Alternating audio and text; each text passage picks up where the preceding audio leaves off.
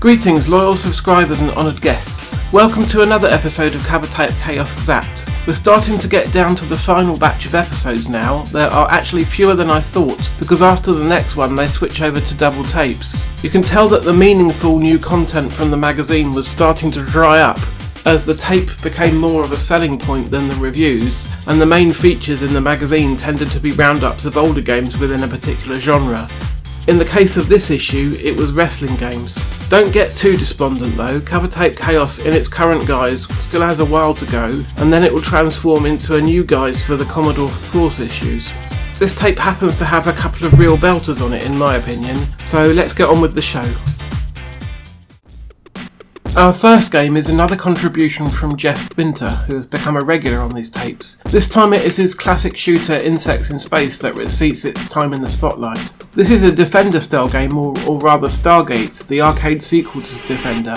You take control of a well-endowed fairy and fend off waves of bees and flies as they attempt to abduct your babies and use them to mutate into other meaner types of insect. The basic gameplay is fairly easy to comprehend if you have played the classic Williams arcade game before. But Insects in Space does add a few layers of complexity for those willing to put in the effort.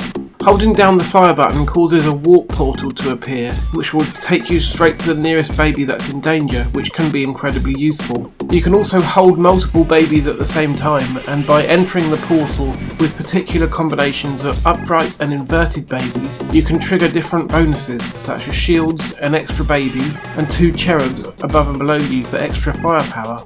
The difficulty level is pretty high, as is the norm for this type of game, but the action is fast and frantic with good controls, so it's good fun to play regardless. The Zzap team were all very fond of the game as well. Stu had this to say: an excellent variation on the Stargate theme. While Robin thought it was a good, solid, brain-off, fire button at the ready blast. This resulted in them awarding it a score of 94% overall, and summing things up with: killing insects has never been so much fun.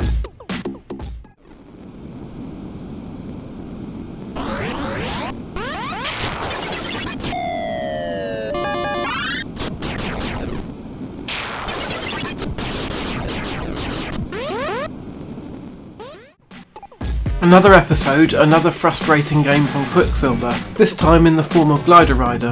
The idea of this one is that you are supposed to be locating and bombing 10 reactors on an island, with the aid of your motorbike and glider. So far so good, but what really makes this a pain to play is the isometric perspective and the fiddliness of using the glider. I tried to play with joystick controls to start with and really struggled. For some reason I found it easier to get to grips with the keyboard controls.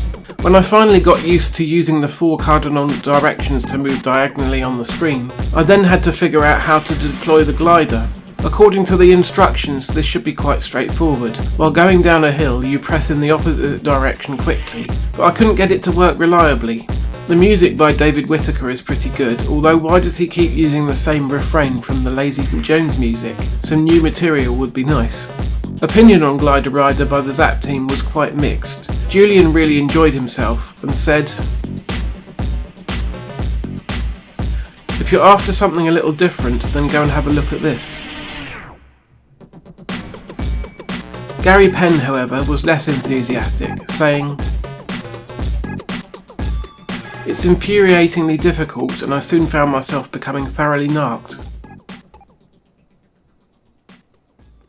Which ultimately led them to give it a score of 71%, concluding with: good, but would have been a lot better if there was more variety. It's fair to say that I didn't enjoy Glider Rider at all, so let's move on.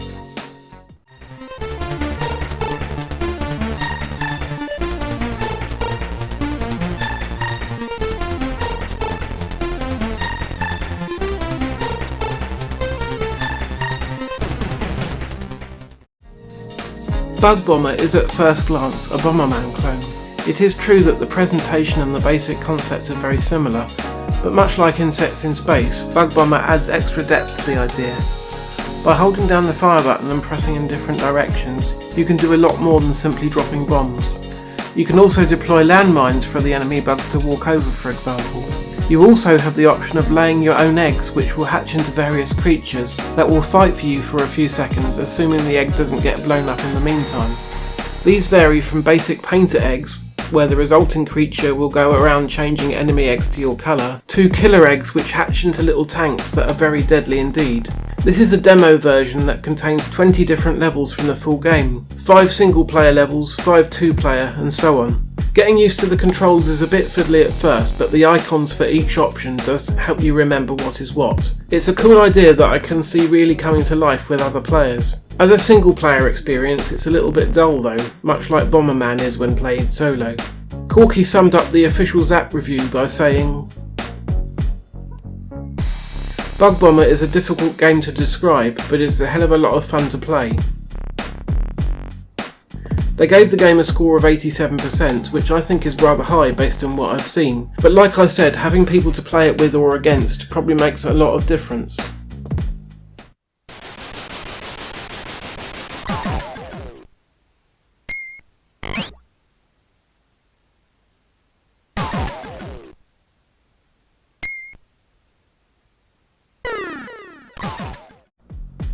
The final game for this episode is an exclusive made just for this tape. Subsonic is a Galaga-style wave-based shoot 'em up for 1 or 2 players, and it's absolutely fantastic. Much like Galaga, enemy creatures fly onto the screen from multiple directions, and you shoot them down with your ship that can move left and right along the bottom of the screen. Various power-ups are dropped by the enemies, including spread shots, beefier lasers and many more. You can really upgrade your ship to the point where it is spitting out hot death all over the place. As I'm not especially great at most games, as I'm sure you've noticed, I appreciate how Subsonic has a nice gradual difficulty curve. I got to around wave 12 on my first try and then wave 15 or 16 on my second go, which made for a nice long game.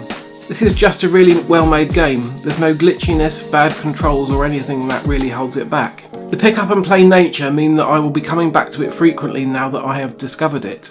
The music in the game is also really nice, and I definitely recognise it from somewhere, though I can't place where. Subsonic has to be one of the best games that Zzap have featured on their tape during the entire run though.